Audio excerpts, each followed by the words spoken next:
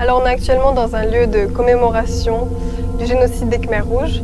En fait c'est ici que tout a commencé et dans la grotte qu'il y a derrière nous a été jeté tous les villageois, un minimum instruits, qui pouvaient gêner justement les Khmers rouges.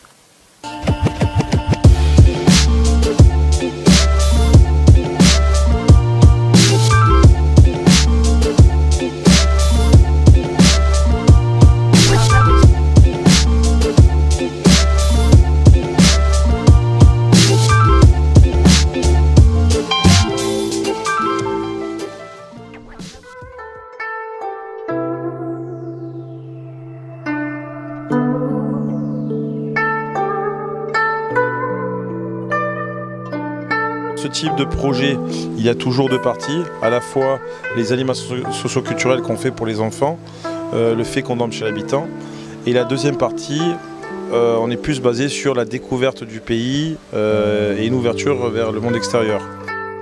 Donc c'est ici qu'étaient jetés peut-être la première tous ceux qui étaient potentiellement dangereux pour le système des Khmers rouges.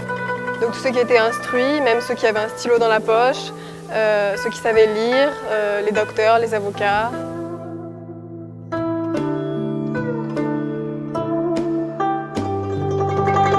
Alors, on se trouve à la montagne sacrée de la région de Battambang, l'un des anciens fiefs des Khmers rouges et un des endroits qui a servi de zone de massacre pendant le règne de Pol Pot. Pol Pot était un dictateur Khmer rouge, donc de mouvance maoïste ultra-radicale. Pendant la période de Pol Pot qui a duré environ 3 ans, il y a eu environ 3 millions de morts dans le pays.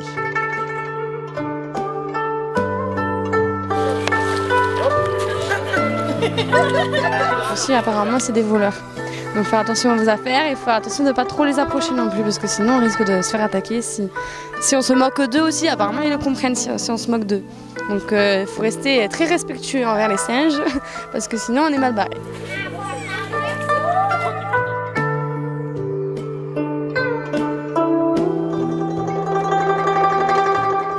On est dans une région, on est un peu hors des temples de Siem Reap, donc c'est plutôt la montagne qui est sacrée. C'est pas que des temples, c'est la montagne en entier qui est sacrée avec des divinités, des esprits qui sont là.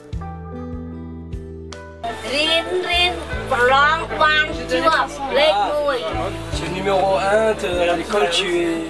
En gros elle a pris ma main et en la tenant elle m'a dit que j'étais numéro 1 en classe et que j'allais me marier avec un Cambodgien.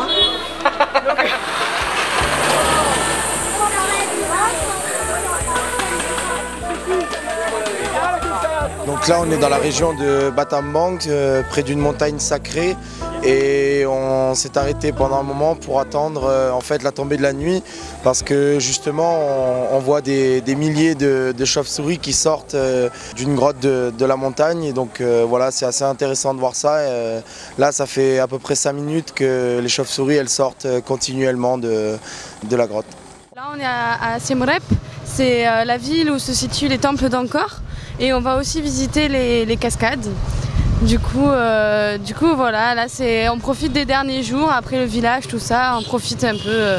C'est un peu vacances là. Il y a 3 déjà, ça va. Celui-là c'est cela. 1, 2, 3, 4. Ok. 4 et 25 $. Elle couvre rien.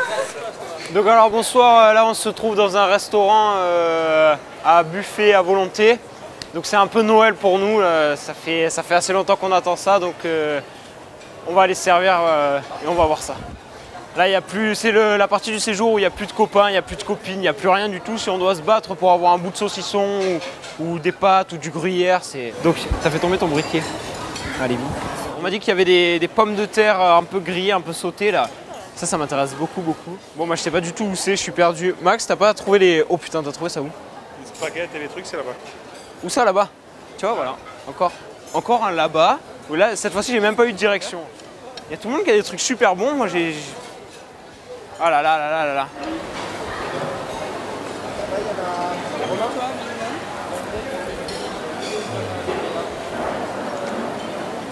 Ça fait trop plaisir. Vraiment. Vraiment beaucoup. C'est comme, je sais pas. C'est comme avoir un super cadeau en fait. J'en sais pas matériel, mais c'est vraiment comme avoir un super cadeau. J'ai l'impression d'être au pied de mon sapin de Noël. C'est fou à dire, hein, mais genre on dirait qu'on en fait des tonnes, mais après 2 semaines, là... Voilà. C'est trop bon.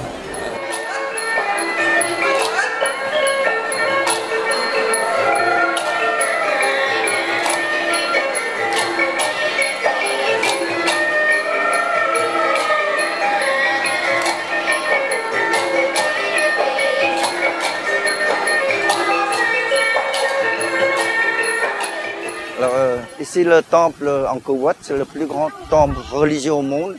Il fait 1,5 km sur 1,3 km, qui représente le nombre d'or. La nouveauté de cette année, c'est qu'on a eu la chance d'avoir un guide, Michael, qui parlait très bien français et qui a une culture et une passion pour les temples d'Angkor. Comme Notre-Dame de Paris, c'est le nombre d'or. La pyramide de Cléopâtre, c'est le nombre d'or. Le Panthéon, c'est le nombre d'or. Le nombre d'or, c'est un nombre de beauté qui donne une harmonie dans la vue. Si on n'utilise pas le nombre d'or, la vue est moche. Voilà. Si vous voulez comprendre le nombre d'or, vous allez sur Wikipédia, où vous explique. C'est le symbole du pays khmer, tout comme le coq pour la France. La durée de l'Empire khmer a duré 4 siècles, c'est-à-dire de la fin du 9e siècle jusqu'au 13e siècle.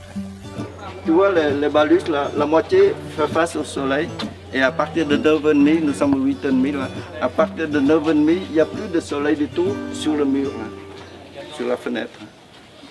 Et donc la moitié de ces balus fait face au soleil, l'autre moitié à l'ombre en permanent, fait que le courant d'air, il y a une mini-dépression atmosphérique, qui fait que le courant d'air tourne autour de ces balus et il ventile le mur.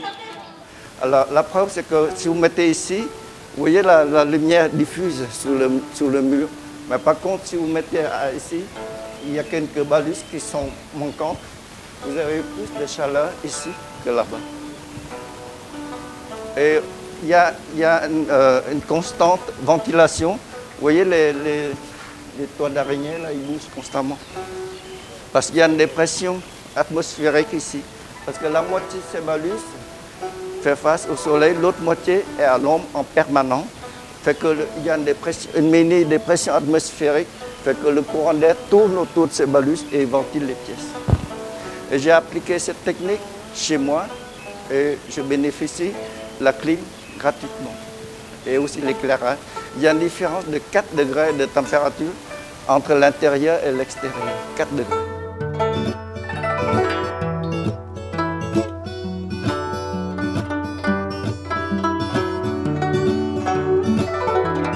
J'ai remarqué qu'à 7h30, 7h15, le soleil arrive ici au pied des bas-reliefs. Et à partir de 7h15, le soleil avance ici. Et donc le soleil ne peut jamais atteindre ces bas-reliefs et donc ça préserve.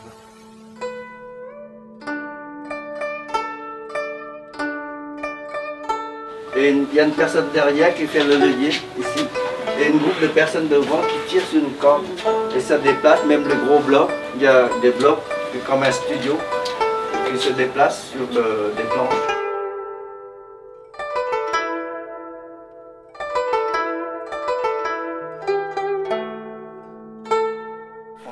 Les Khmers rouges également utilisaient les enfants.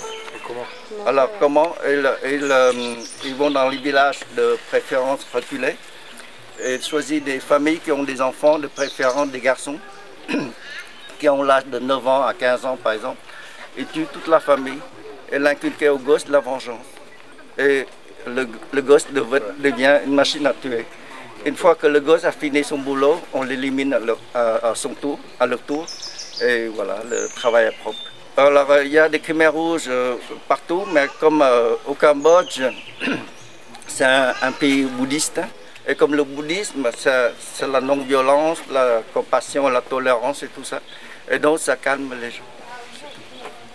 Donc, il n'y a pas eu de jugement juste parce que... Si, il y a des jugements, mais j'ai l'impression, en tant que Cambodgien qui est revenu de France ici, j'ai l'impression que les Khmers, ça ne les intéresse pas. J'ai l'impression que c'est un jugement pour les Occidentaux, mais pas pour les Khmers. Et il y a même un Cambodgien qui m'a dit pourquoi on dépense des millions d'euros pour juger quelques vieillards au lieu de donner à manger aux gens qui ont faim.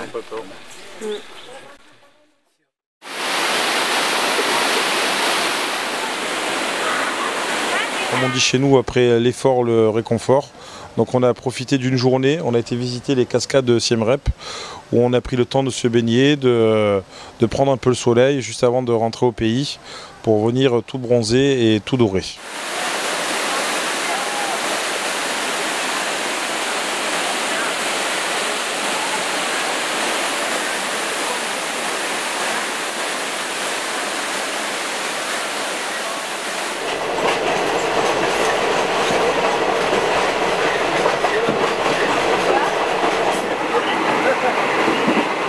Je sais pas si vous arrivez à voir, tout le monde est un peu fatigué, ça fait maintenant presque une vingtaine de jours qu'on voyage.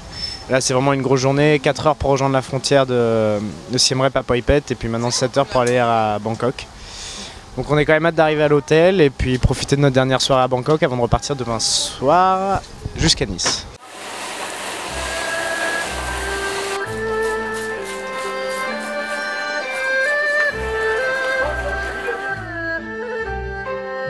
Can I take a green tea, please? Excuse me? Yes, yes, please. Combien je vais prendre? Come? Elle te demande combien de grammes, je crois? 250, please. Oui. C'est peut-être beaucoup en fait.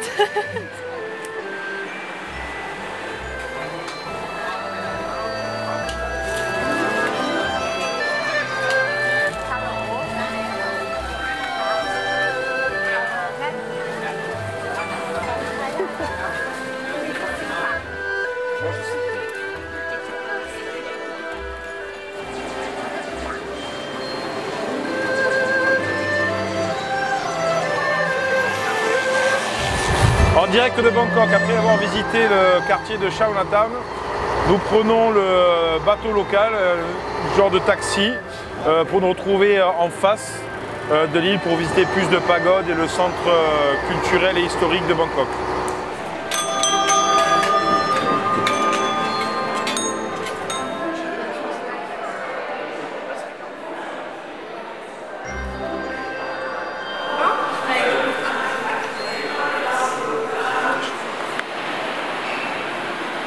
Donc nous sommes à Bangkok dans un centre commercial.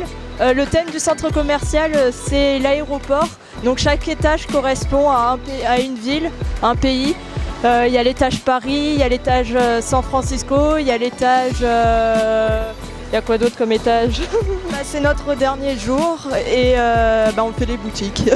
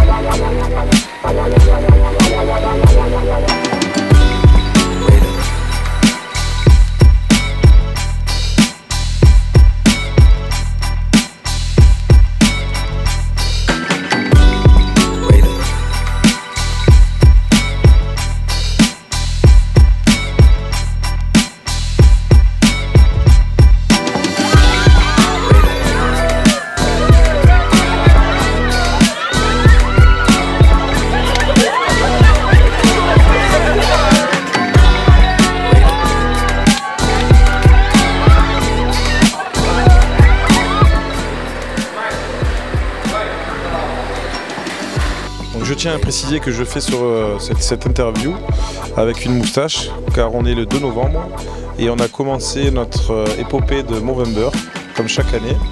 Donc on se rase la moustache sur une période d'1 mois. Donc voilà, je suis ridicule, je le sais, mais c'est uniquement pour la bonne cause et pour les maladies masculines. Donc c'est ici qu'étaient jetées peut-être la première, tous ceux qui savaient lire. C'est pas du tout drôle.